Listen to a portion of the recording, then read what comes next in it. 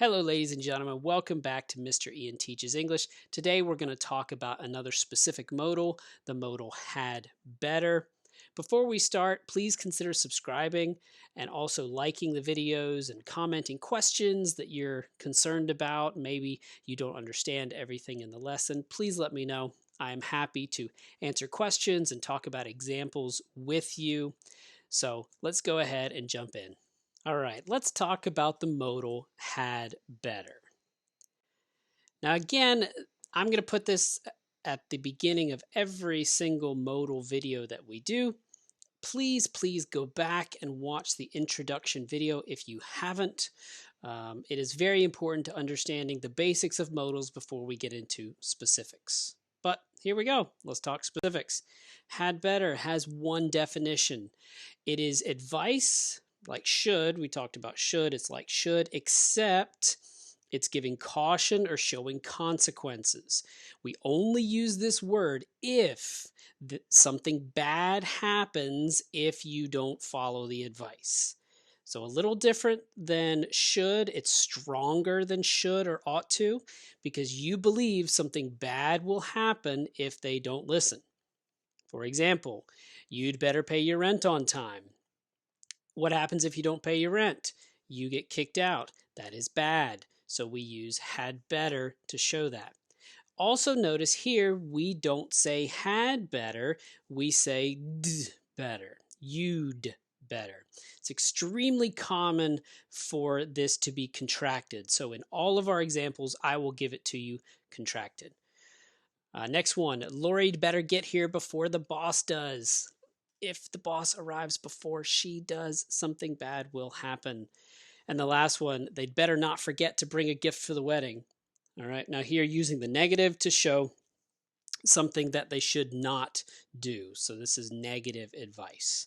All right, now be careful. This D, this contraction, is sometimes so soft that you don't hear it. So you will listen to an English speaker and it sounds like they say you better or Lori better or they better. You'll hear that, but I promise the D is there. It's just really, really soft. Let's look at some more examples, all right? Number one, she'd better not get another speeding ticket. Again, if you get another speeding ticket, something bad happens. So be careful. Number two, they'd better have a good reason. All of these are said with a little bit of high emotion because you truly believe something bad will happen. Number three, that horrible woman better have my money. Number four, Tom'd better calm down before I call the police. Number five, I'd better not go that way. There's too much traffic. All right. And you can imagine, a good exercise is imagine the bad thing that will happen if you don't listen. Number six, the U.S. had better win the most gold medals. Number seven, the money'd better be enough or we won't get in. Now here in number seven, they show you the bad consequence. It's not necessary though. In number six, it's not there. Number eight, you'd better call him. He's really upset. Number nine, he'd better not come over without an invitation. And number 10, you'd best listen to your mother. Now this one is not common, but notice they're using the word best instead of better. 99% of the time, people say better, but you will hear people say you best and then continue on.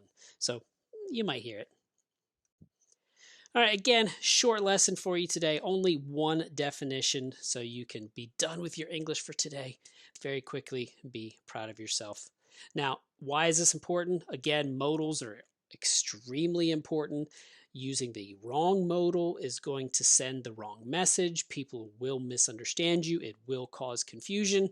So just make sure that you are using it. And that's it. There we go.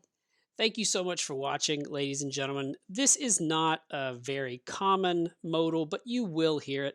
So keep your ears open and your eyes open and look for it in books, in movies, in conversations with native English speakers. Don't forget, if you have a question about the content or if you have a recommendation or a request for a type of video that you want to see, maybe there's something about English that is confusing to you, please let me know. I am a teacher. My job is to teach, and I love it. So until next time, We'll see you.